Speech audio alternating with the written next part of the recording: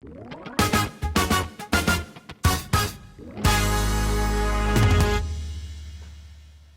Apis, kopi apa yang menenangkan? Kau boleh hidup bersamaku selamanya.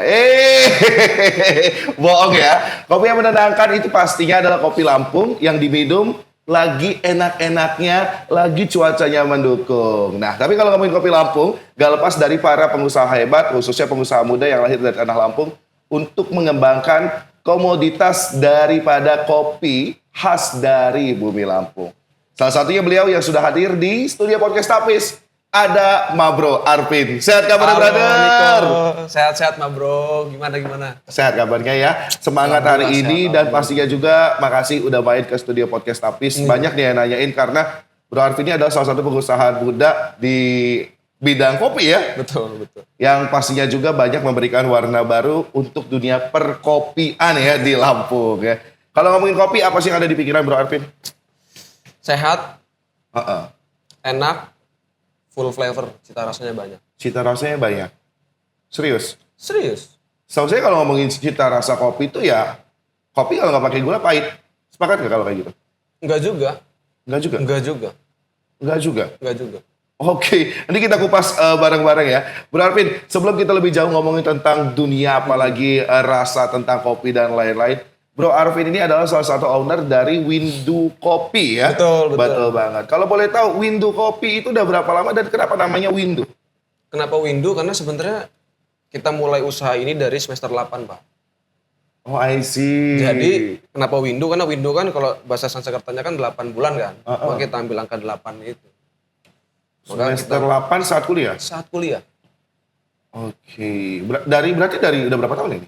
Udah 5 tahun. 5 tahun? Cerita awalnya berani bisnis kopi semester 8 itu apa yang dilihat? Emang mohon maaf orang tua juga bisnis kopi atau bagaimana? Oh enggak, karena dulu emang sempet KKN kan. Di mana? Kebetulan KKN-nya di Tanggamus. Tanggamus desanya mungkin? Desa Rejosari.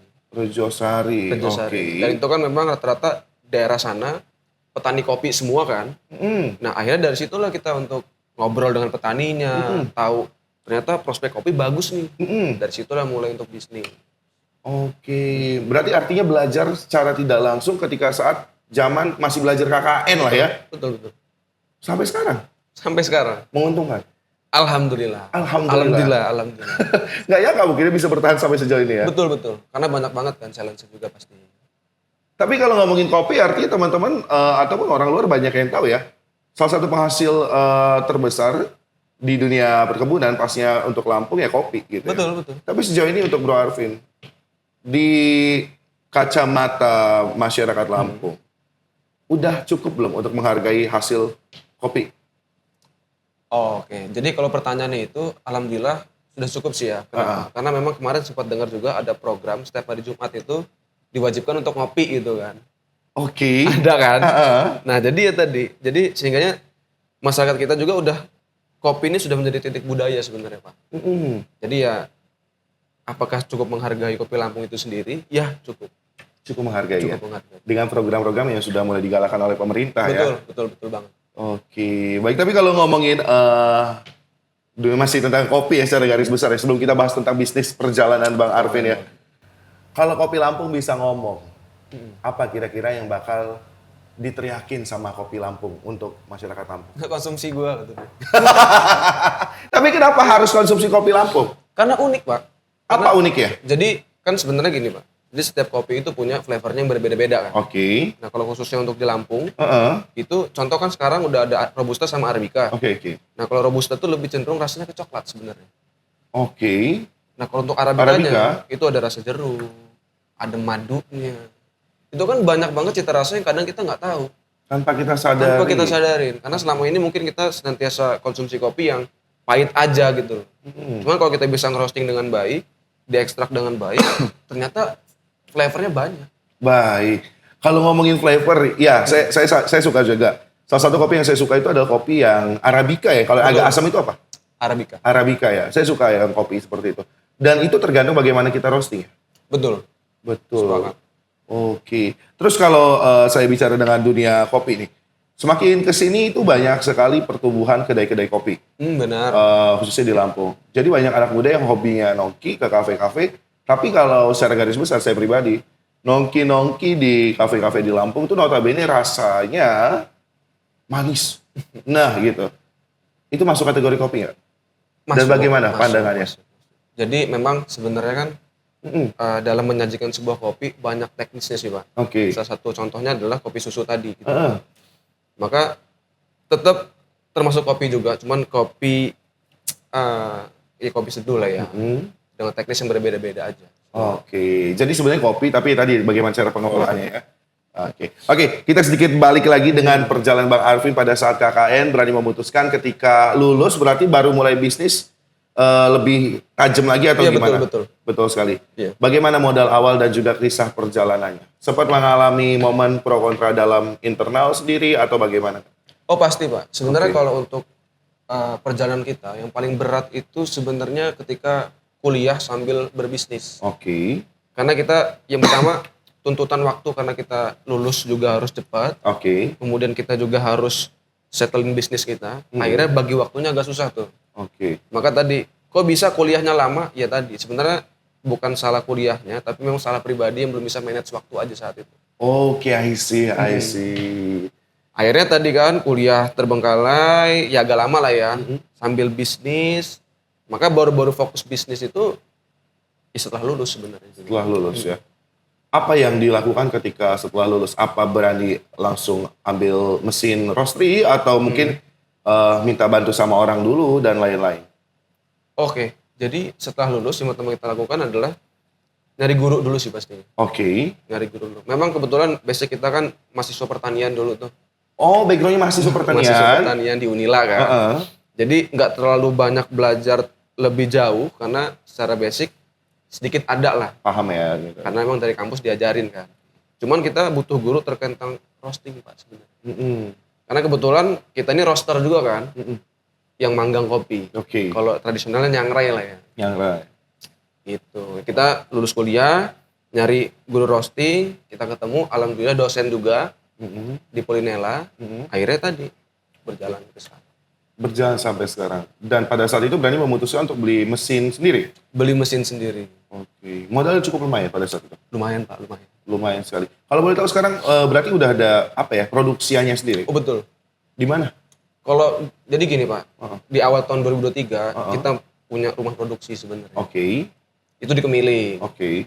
Cuman ya Heeh. 1 tahun itu penuh dengan perjalanan, Lika-liku, lika-liku ya, perjalanan iya, namanya masih muda, tinggal sendiri di rumah produksi ya kan. Oke. Terus jadi struggle-nya itu adalah di Kemiling kejebolan Pak. Rumah itu. Oh, I see, I see. Pada saat itu. Pada saat itu rumah kejebolan, akhirnya ada yang kehilangan di situ, terus kita cabut, balik ke rumah lagi sekarang. Oke. Di Kedaton. Baik, di wilayah Kedaton. Jadi ada mesin penggiling di rumah. Ada roasting, mesin penggiling, pengemas. Sekarang. Lengkap ya berarti ya? Alhamdulillah. Alhamdulillah. Mas Arvin, kalau ngomongin dengan apa ya bisnis dari Windu Kopi sejauh ini ya. Sejauh ini masih megang sendiri atau sudah melibatkan beberapa rekan-rekan atau teman lainnya atau bagaimana? Oh, alhamdulillah untuk saat ini kita sudah mulai mengandalkan orang lain lah Pak. Ya. Oke, ada tim berarti saat ini? Ada. Oke. Terbagi juga ya? Terbagi. Yang ngebantu di produksi dan juga katanya tadi saya dengar ada kedai juga. Iya ada kedai juga sekarang. Oke. Kedainya di wilayah mana? Kalau kedai kita di daerah Kampung Baru, dekat SMK 2 Mei. Oke. Kedai Windu Kopi. Kedai Windu Kopi. Baik. Tapi kalau ngomongin apa ya? Kopi dan juga pastinya kedai-kedai yang tumbuh di Provinsi Lampung, saya sepakat sekali dengan investasi rasa yang nggak akan pernah mati ya kopi Lampung. Seperti itu ya. Dan sejauh ini juga Mas Arvin mungkin jauh lebih paham ya.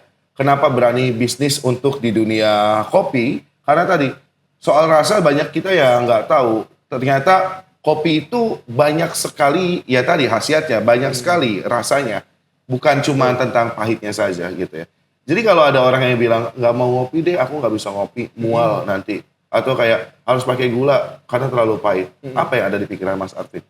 Oke, jadi gini Pak sebenarnya. Kan kita jelasin dulu dari proses cita rasa ya. Iya. Jadi petani itu menyumbang 60% cita rasa, 30% itu dari roaster, Oke. 10% dari barista. Baik. Maka ketika kopi itu enak, dari ujungnya dulu nih, Mm-mm. petaninya dulu. Karena berbicara terkait proses pasca panen. Oke. Nah, contoh misalkan, ada kopi Lampung rasanya jeruk misalkan. Mm-mm. Kok bisa rasa jeruk? Apa emang dimix sama jeruk? Mm-mm. Oh enggak. Enggak sebenarnya. Enggak. Lalu apa yang bisa berubah rasanya itu? Karena memang, nah jadi gini Pak, kalau Arabica kan dia lebih fruity. Uh-uh.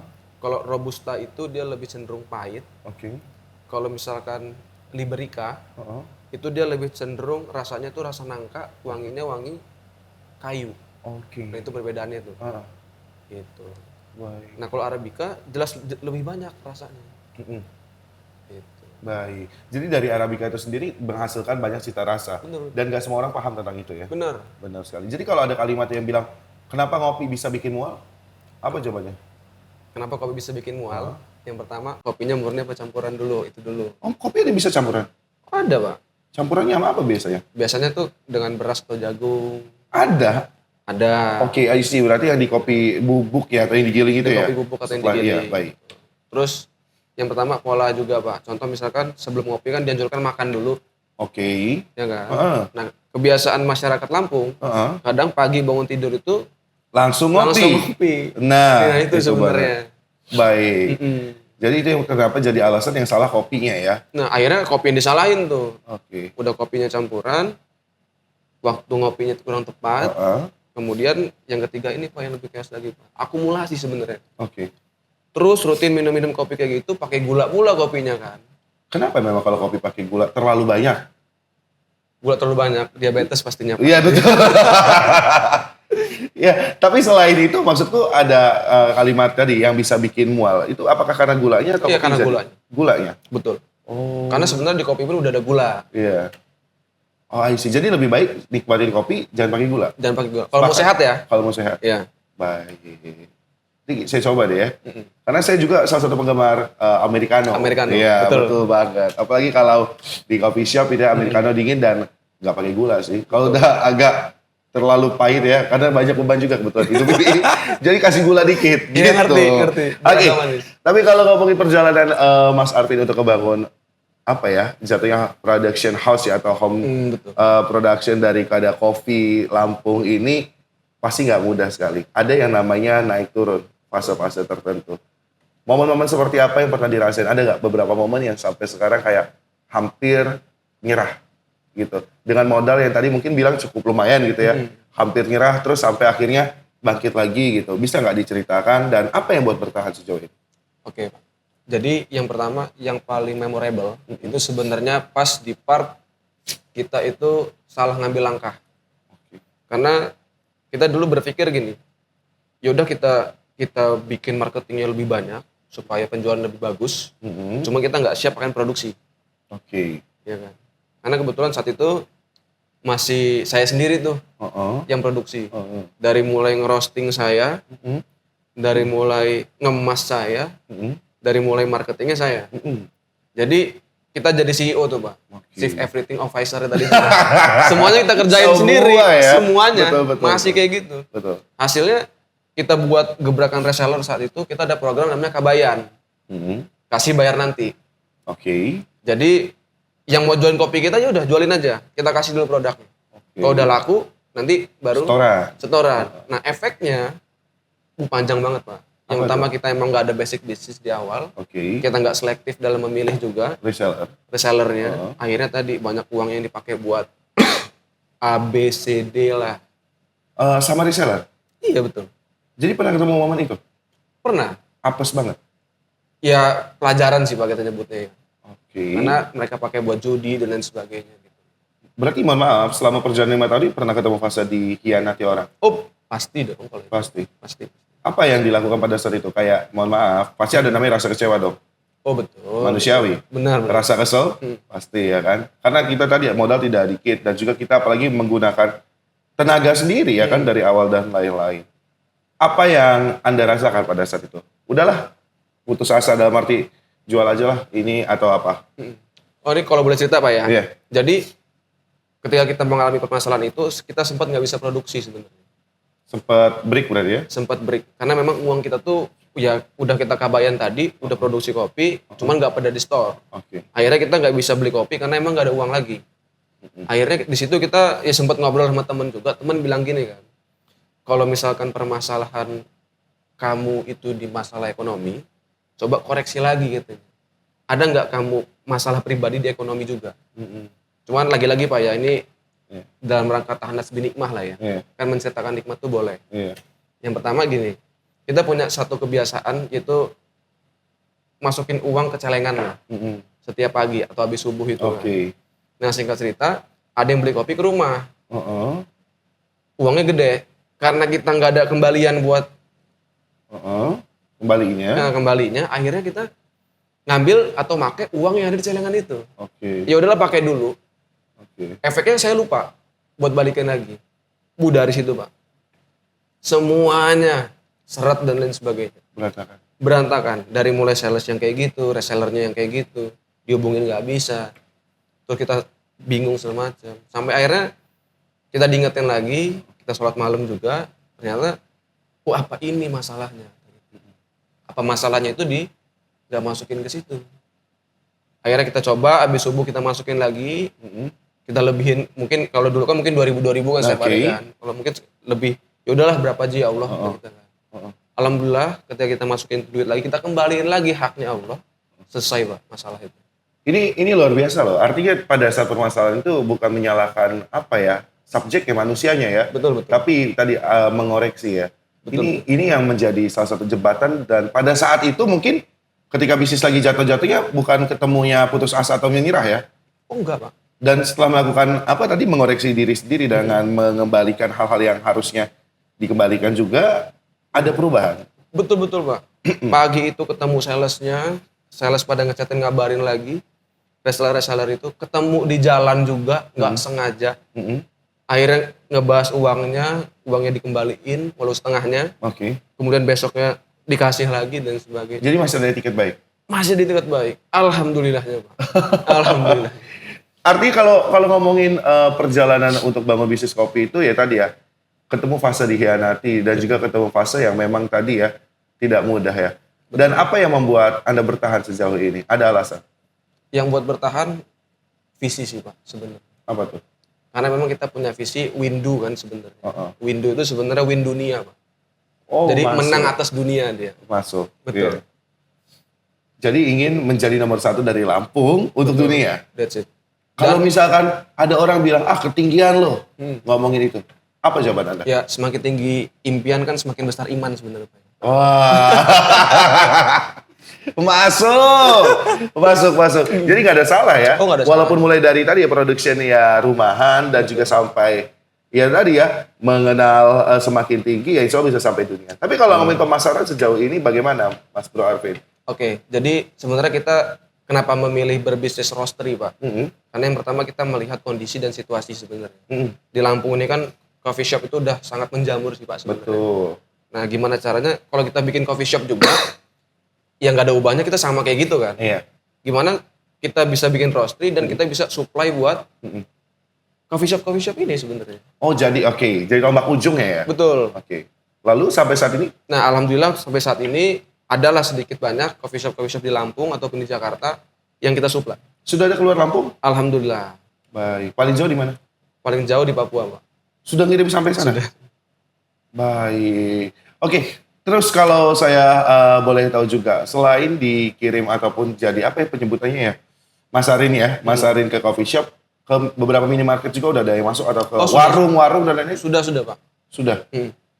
Jadi Ada sekitar berapa kalau boleh tahu dan bagaimana prosesnya? jadi kebetulan kita punya produk ekonomis, premium, fine robusta, kemudian blend ini khusus buat kafe. Yang ketiga kita ada drip bag atau arabica Lampung. Oke. Nah ekonomis ini buat di warung-warung atau di kantor-kantor yang ada. Kemudian yang premium ini buat oleh-oleh Lampung. Blend ini buat cafe shop dan lain sebagainya tadi. Jadi setiap produk punya pasarnya masing-masing. Gitu. Baik. Oh jadi ada tipe-tipenya ya? Ada tipe-tipenya. Dan kalau di minimarket sudah lebih dari 5 atau beberapa? Alhamdulillah sudah. Alhamdulillah sudah. Nih boleh nyebut minimarketnya? Boleh Enggak usah. di area Bandar Lampung ya intinya. Ada Bandar Lampung. Bisa mampir ya berarti Bisa ya? mampir pokoknya. Di beberapa bandar Lampung. Ada di wilayah mana tuh? Ada di wilayah Metro ada, Heeh. kemudian di bandara ada, Sudirman ada, Kedaton juga ada. Ya insya Allah di seluruh bandar Lampung lah. Oke, berarti harus tahu tuh Iya. di mana aja ya. Tapi ini keren banget loh. Berarti kalau ngomongin income udah balik modal loh. Investasi dari rasa ternyata bisa tadi ya menghasilkan dengan lumayan nominalnya ya. Gitu. Alhamdulillah Pak. Alhamdulillah ya, mencukupi ya. Mencukupi. Oke, katanya dengar untuk modal nikah juga. Amin. Amin. Oke, Bro Arvin, kalau ngomongin tadi bisnis tadi ya apa kopi dan juga katanya sempat buka kedai juga. Oh, betul. Yang dimana selain kita mendistribusikan kedai ke kedai-kedai ataupun ke kafe-kafe, Mas Arvin buka kedai itu tujuannya untuk income atau untuk mengenalkan cita rasa daripada Windu Kopi itu ke masyarakat. Sebenarnya buka kedai itu buat itu sebenarnya, untuk Oke. mengenalkan cita rasa dari kopi itu sendiri. Oke. Karena sempat pernah ada konsumen kita yang mau nyoba kopinya, Heeh. cuman gak ada tempat kak. Heeh. Nah akhirnya buat kafe lah, kata beliau begitu. Akhirnya kita memutuskan buat, kalau kafe kan kita harus nunjukin first like home sih Pak, Oke. kenyamanan dan lain sebagainya. Heeh. Cuman kalau kita emang mau membranding rasa doang, kedai aja cukup.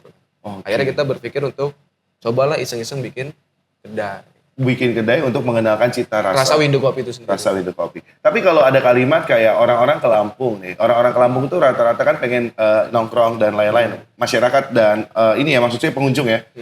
Kenapa harus cobain kopi Lampung dibanding kopi yang lainnya? Kenapa harus coba kopi Lampung? Hmm. Yang pertama gini Pak, internasional aja kebanyakan ngambil kopi dari Lampung. Oke. Tuh. Heeh. Maka sebenarnya rasa kopi Lampung itu unik parah Pak. Oke. Tadi flavor coklatnya ada, lebih enak juga. Cuman lagi-lagi Pak ya, kopi yang aman itu sebenarnya kopi yang fine robusta. Oke. Contoh punya penyakit lambung, Hmm. kalau kita ngopinya kopi-kopi yang biasa, ya pasti kena juga sebenarnya. Oke. Tetap harus ngambil kopi yang fine robusta. Fine Kalau robusta. punya penyakit lambung. Oke. Jadi kalau bicara tentang kopi Lampung, karena kopi Lampung banyak keunggulan. Banyak keunggulan, keunikannya banyak, tinggi tanamnya hebat. Oke, baik. Dan juga Lampung ya salah satu penghasil robusta terbesar dunia ya. Betul. Sepakat sekali. Dan ini menjadi alasan kenapa anak muda, saya menanggap dari apa yang disampaikan Mas Arvin, berani berbisnis kopi, selain mempromosikan juga cita rasa kekayaan dari penghasilan Lampung, juga ya tadi lumayan penghasilannya ya. Gitu. Bagaimana? Digitnya udah ada 2 sampai 3 atau mungkin ini bisa menyemangati ya kan? Alhamdulillah. Alhamdulillah Pak, Alhamdulillah.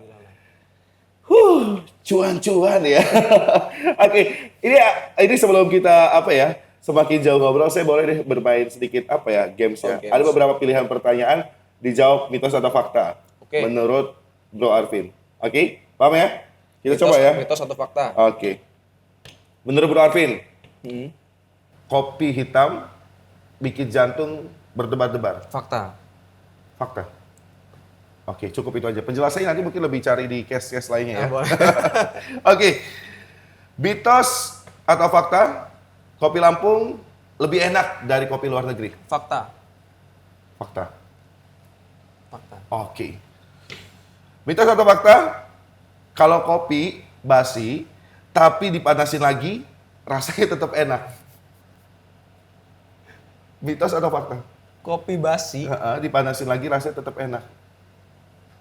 Fakta. Serius? Karena kopi nggak ada basinya Pak. Gitu ya? Oh gitu ya? Betul. Kalau kopi ini, misalnya segelas habis ini jadi nanya dulu ya. Terus habis, kita mau masak lagi kita bisa ampasnya? Oh, kalau ampasnya, Ya. nggak bisa lah Pak. Nggak bisa? Ya tetap bisa sebenarnya, cuman sedikit berkurang aja Rasanya? Oke. Kopi nggak bisa basi ya? Oke. Kecuali susu ya? Oke. Mitos atau fakta?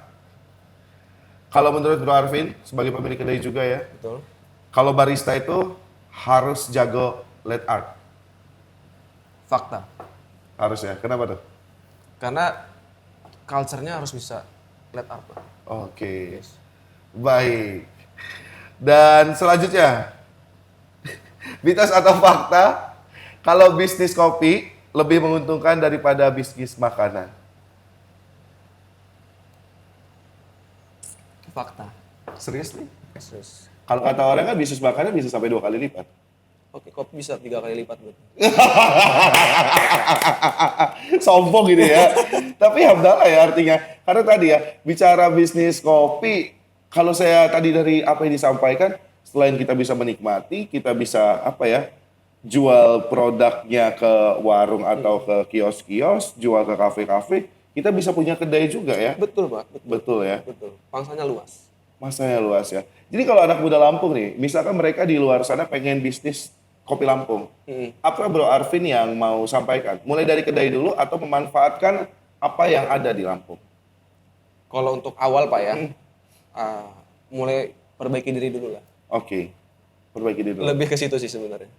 Niatnya dulu ya? Oh iya benar.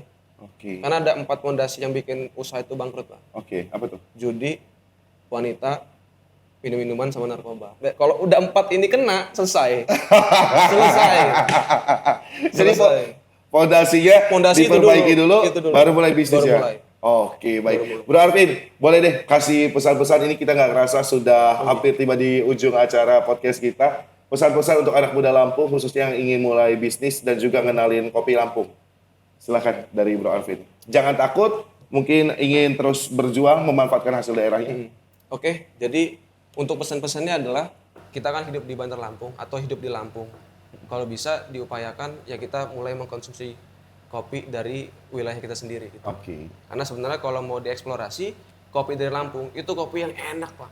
oke. Kopi yang enak. Maka buat anak muda, buat yang mau mulai bisnis, coba bergerak. Itu aja. Coba bergerak, jangan ngomong aja. Betul. Gitu. Ini sama aja nih, saya hostnya juga biasanya ngomong aja mau bisnis tapi nggak gerak-gerak ya. Nggak apa-apa. Bro, terima kasih banyak ya. Thank you so much, Pak. Sukses selalu ya. Amin. Tadi saya juga Thank you. dapat kabar, makasih loh udah bawain beberapa cicip-cicip Windu Kopi ya. siap. Oh boleh sekali lagi Instagram ataupun sosmednya Windu. Untuk Instagram Windu Kopi, windukopi.id. Windukopi.id. Iya, Instagram, TikTok itu namanya. Oke, sudah bisa pemesanan online searching aja ya? Sudah. Shopee ada juga di situ. Ada, oke. Terima kasih. Siap. Jangan lupa Sobat Apisia dan pastinya juga jangan lupa terus saksikan program menarik lainnya yang pastinya juga khususnya Tapistanya Rupi Solusi TVRI Lampung karena bakal banyak kisah inspiratif dan juga kisah membanggakan dari narasumber kita. Sampai jumpa.